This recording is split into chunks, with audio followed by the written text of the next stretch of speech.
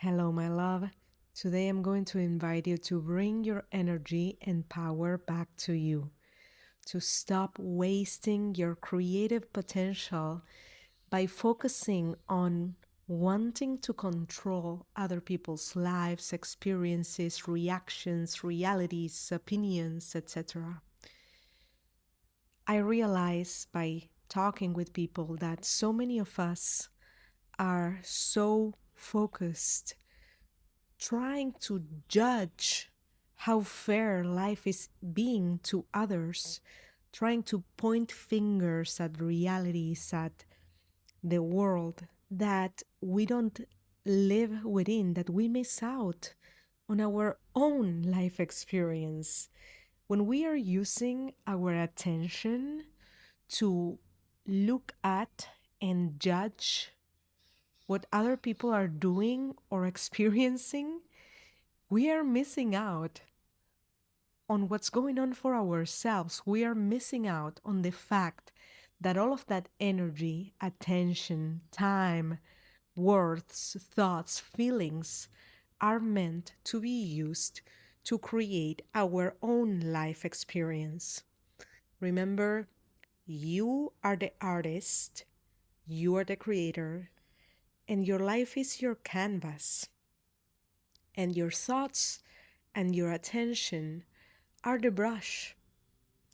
But if you use your brush to paint opinions and judgments on what other people should be doing or should be going through, you are not focusing on making the best painting for yourself.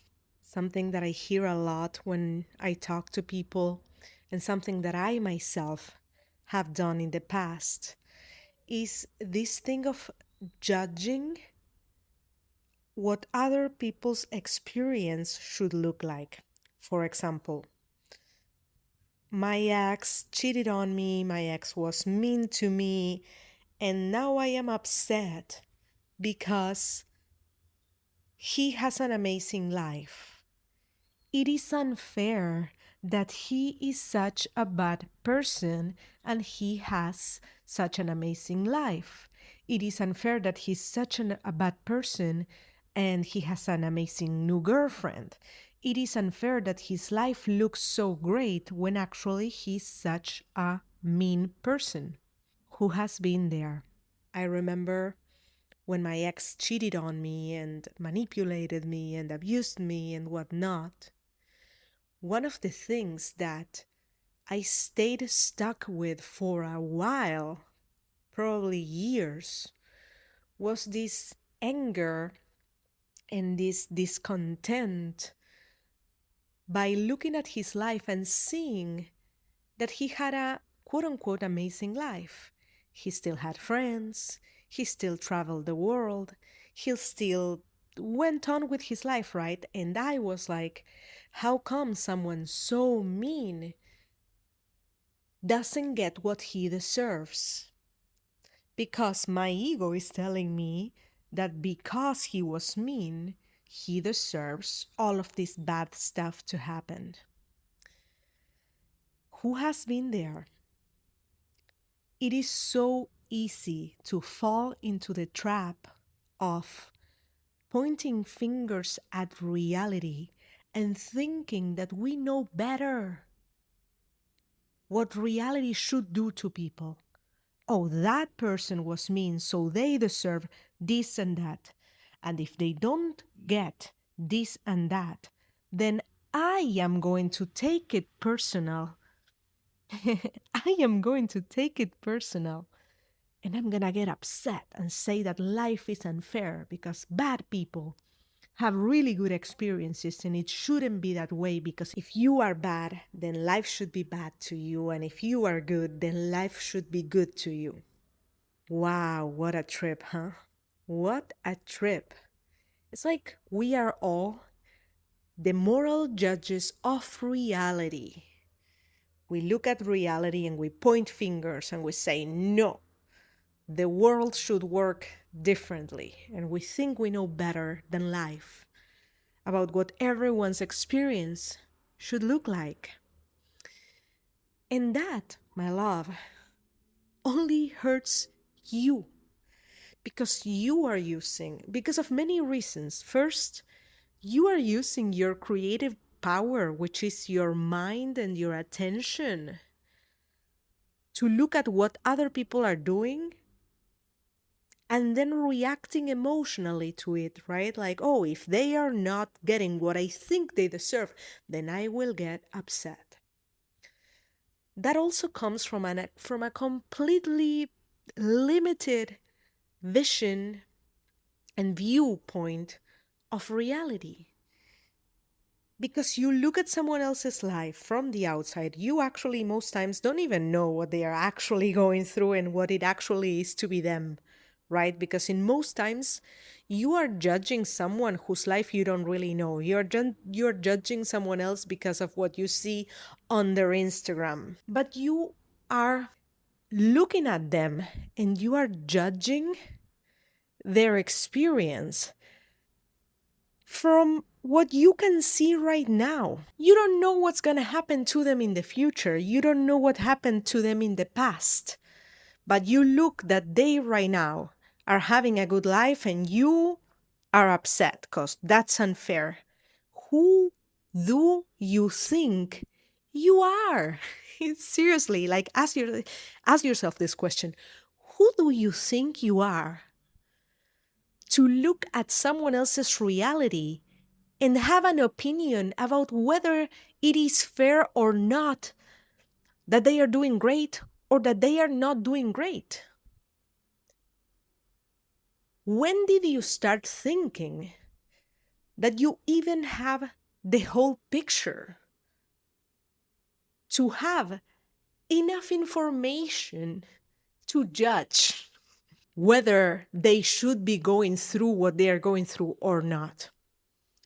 The reason why I'm saying this is because many of us fall into the trap of the present moment and the third dimension. What do I mean by this?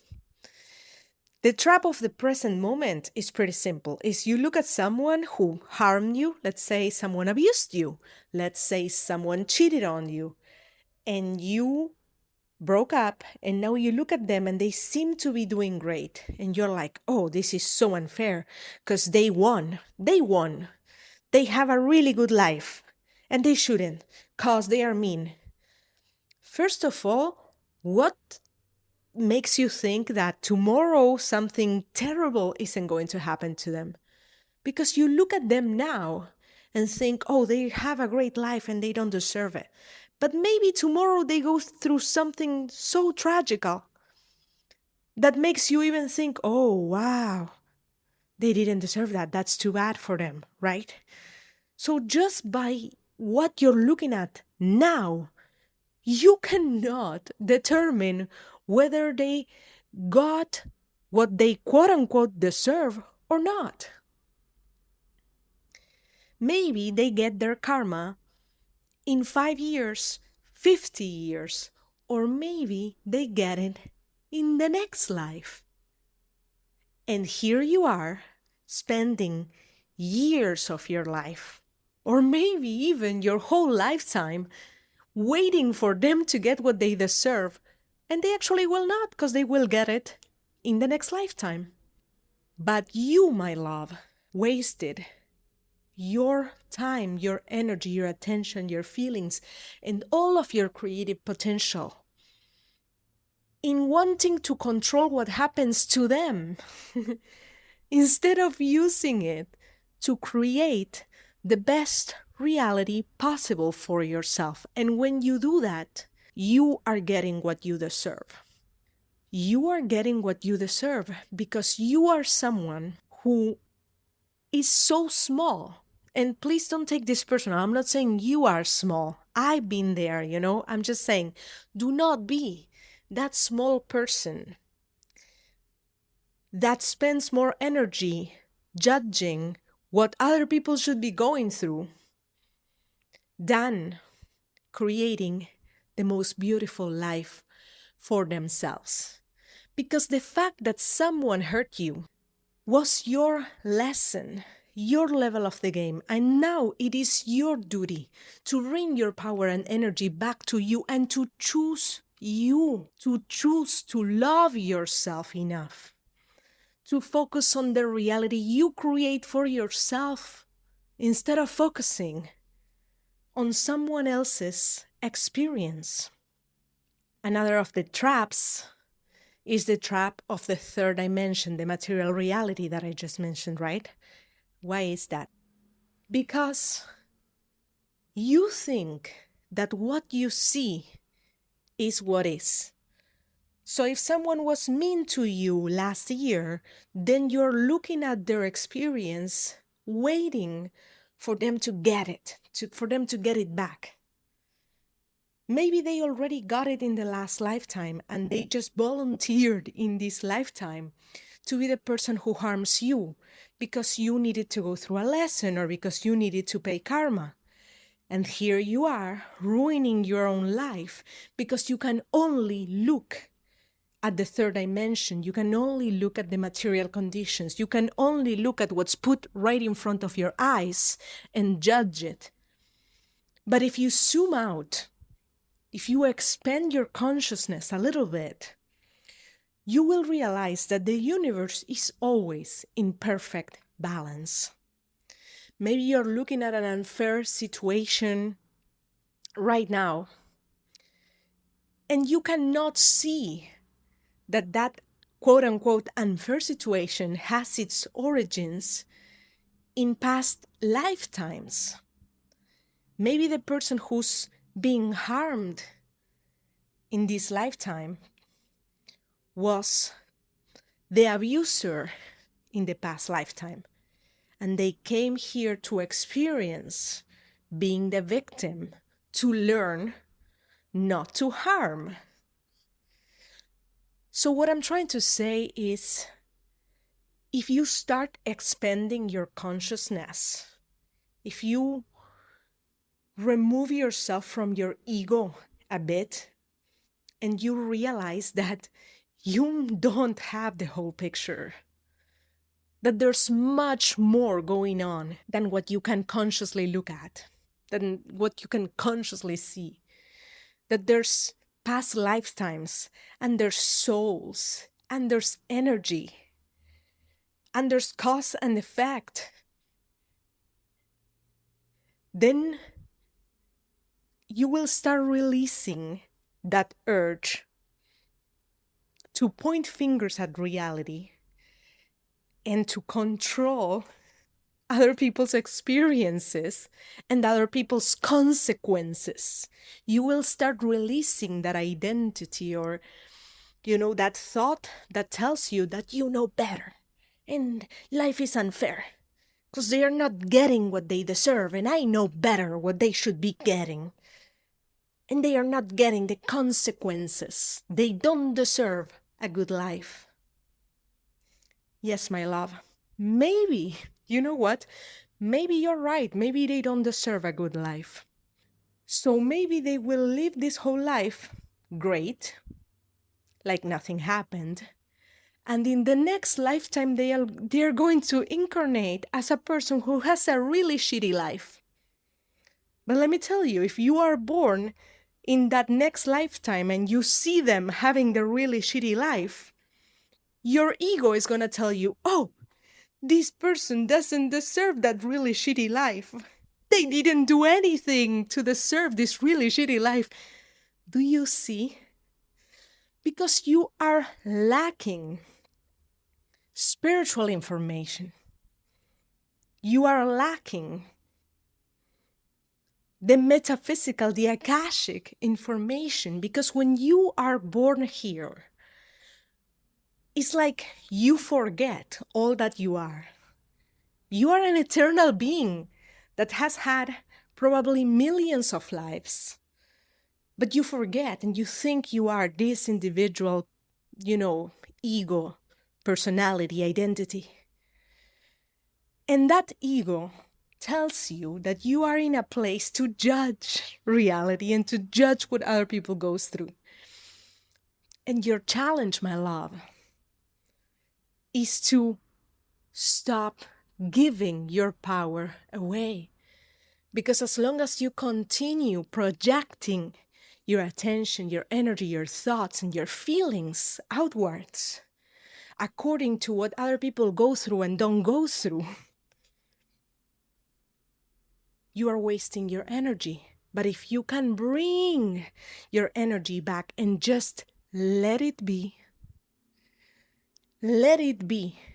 and surrender to the fact that life, nature, the universe knows better, and that there's universal laws that are working all the time, whether your ego likes them or not, like the law of cause and effect, then you're going to release the need for control. Because the law of cause and effect, or karma, will exist whether you're looking at it or not. So don't worry, you can relax. You don't need to keep paying attention, to keep stalking that person who hurt you, to determine whether you can be happy now or not. Oh, they got what they deserved. Oh, they got what I thought they deserved. Awesome, now I can be happy. Oh, they didn't get what I think they deserve. Then I'm gonna continue to go around upset and thinking they won. And why did they win? If they don't deserve to win. In that moment, my love, you are choosing a reality that is so small and so limited. You are choosing it. You are choosing to be someone who's giving all of their power away. You're making your own movie about someone else's life. And probably you came here to overcome that lesson. Probably your soul chose to come here and be hurt, be harmed, precisely to give you an opportunity to this time choose yourself. Choose your movie. Choose your life. Love yourself enough to let go of control, to let go of thinking that you have to control what others get and what others don't get, and if others are happy or if they aren't happy, and to choose to love yourself enough to create the most beautiful painting, the most beautiful movie, by using all of your colors. You have a palette of colors and you have a brush. Stop using your colors away. Stop giving your colors away to other people's paintings, thinking you know better. You don't know better. And this is precisely your lesson. By being so focused on other people's experiences, you are not focusing on your own painting. Can you see? Maybe that's the lesson, and you continue to miss it because you can't relax until you see that other people got what they deserved or didn't get what they deserve. Today I posted a reel on Instagram talking about karma, talking about how you always will get back what you put out. And someone commented, oh, if that's the case, then why does Benjamin Netanyahu have a good health and a good life? Picture this. There's someone out there questioning karma or the universal law of cause and effect with the justification that if karma was a thing, then Netanyahu wouldn't have a good life. This is an example of victim mentality, and this is an example of someone who is completely lost in the third dimension, who can only look at what they have in front of their eyes. And disclaimer, if you guys know about me, you know I am pro-Palestine 100%. But I could never say, oh, karma doesn't exist, because then, if it existed, Netanyahu wouldn't have a good life. My dude, first of all, how do you know that he has a good life or that he has good health?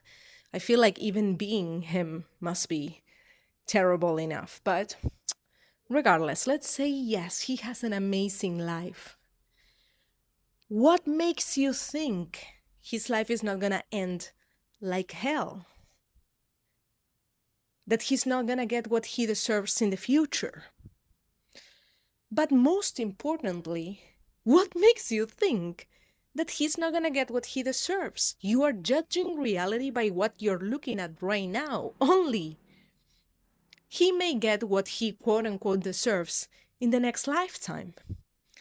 Maybe in the next lifetime he is born as one of the people who are the victims of the climate disasters that are going to occur due to all of the bombs that Israel is dropping on the earth. Maybe in his next lifetime, he's gonna be born as one of the main victims of all of the consequences of this genocide that he is conducting.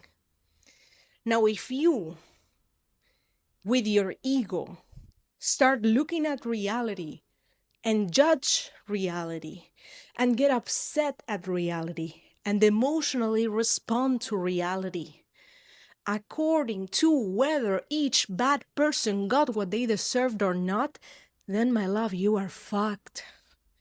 You will never be happy, because it's not just Netanyahu. You have a never-ending list of people to worry about then. And maybe your duty is precisely to love yourself enough to choose yourself and to have the humility to surrender to the universe and to nature and to life, and to have the humility to understand that probably, just probably, life knows better.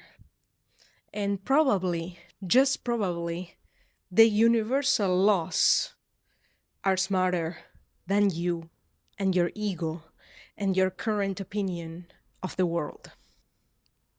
It is not on you to control the balance of this ecosystem and this life. There's a much bigger power that takes care of that. It is not your ego's job to control the balance of Earth and this universe.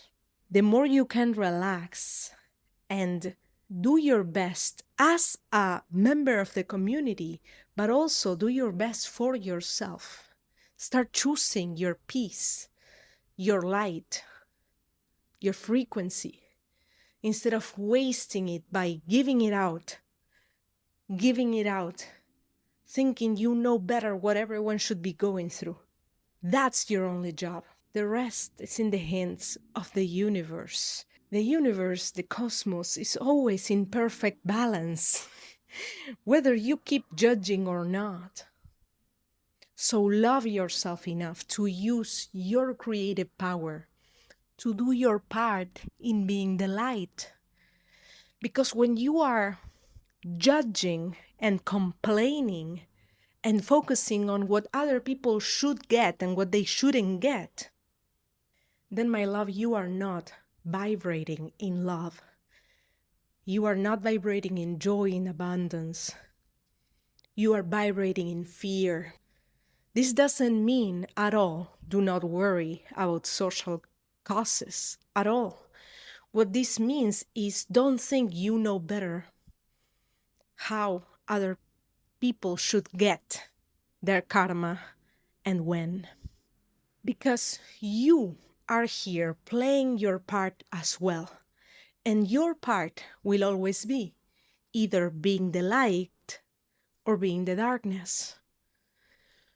Do you want to be a beam, a source of love and light and compassion in this world?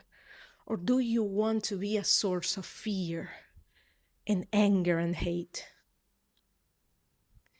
When you stop focusing on being the referee of reality, when you stop focusing on thinking that you know better what other people should be going through, and you bring your power and energy back to you, to love, to loving others, to being healthy, to being happy, to offering your gift to the world, when you start using your creative power to create, to make art, to have ideas, to offer creative solutions to problems, even the problems that you can see right now in the world.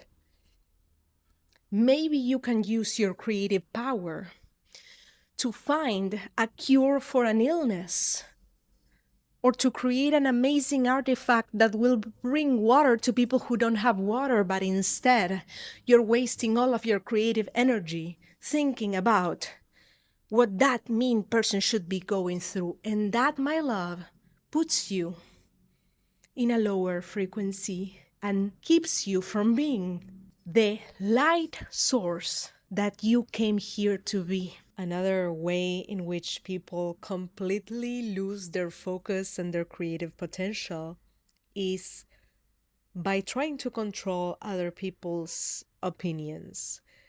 I often get comments on my Instagram when I talk about God, whether to correct the name that I give to God, whether to correct the gender that I give to God. If I say God, people comment, God doesn't exist, it's the universe. If I say the universe, I get comments, it's not the universe, it's God. If I say God and I refer to God as him or he, I get comments, God is not a him. God is not male. God is feminine. You know, and to me that's so crazy that there's people out there trying to control other people's experiences of God. Picture this. Someone spending their time, their energy to comment on your Instagram post, to correct you about the way you are referring to God.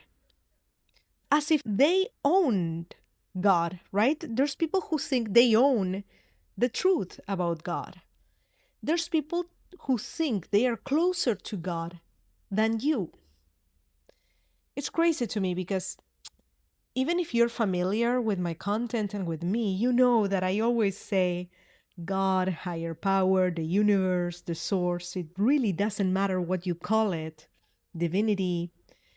And I also always say there's no right or wrong gender for God. God is not a he, God is not a she, God is not a they, them, because God has no gender.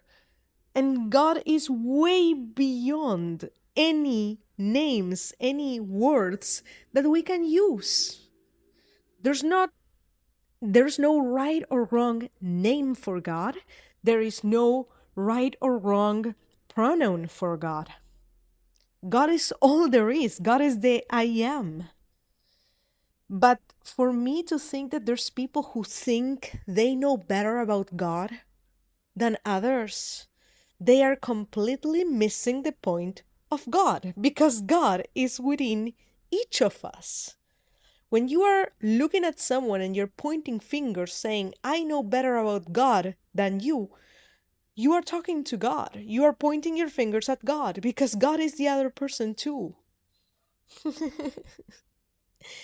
So imagine, picture, right? Going on Instagram and using your time and your energy, your actions to type a comment to control other people's experience of God, to tell someone else what God's gender is. Imagine.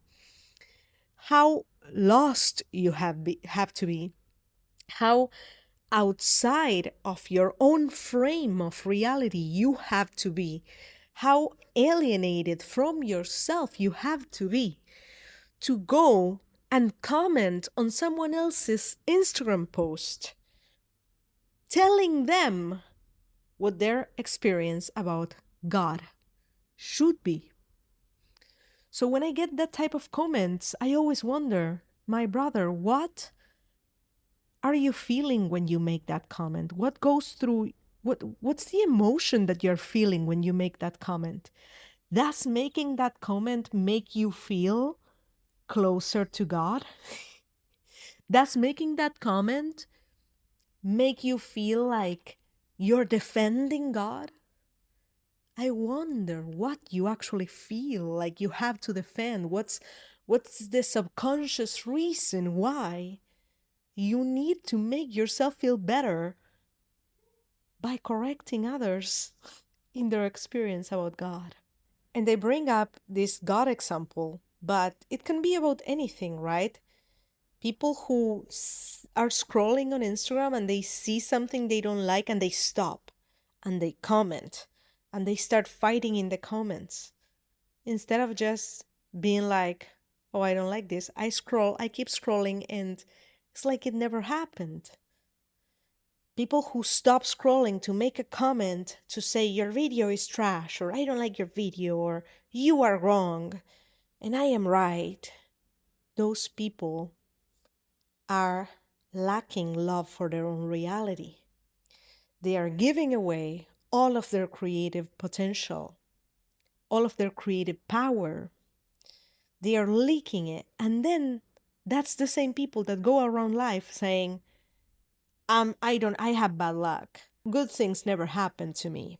And victimizing themselves when it's like, brother, you are using all of your energy to fuck around. You are leaking all of your energy instead of focusing it on creating your own reality and doing something for yourself. Because if you were focused on doing something for yourself and creating your own reality, you would not have the time, the energy, the attention, or the will to go and trying to control other people's opinions or other people's experience, because you would be too busy living, creating, and enjoying your own life.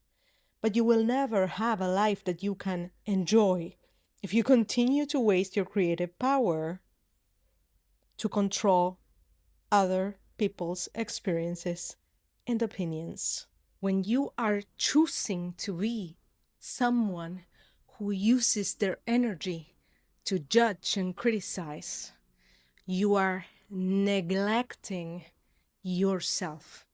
You are neglecting your life. It's like you're telling your life, hold on a moment, I don't have time for you. I don't have attention for you because right now I have to focus on pointing fingers and judging. You are literally looking at your life and telling it, hold on, I don't have time for you because right now I have to judge whether my ex is getting what he deserves or not.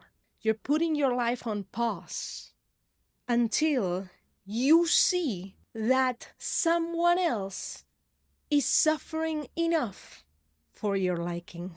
You are so much bigger than that. You are so much bigger than that. Realize, love yourself enough to realize that you have so much more to give the world.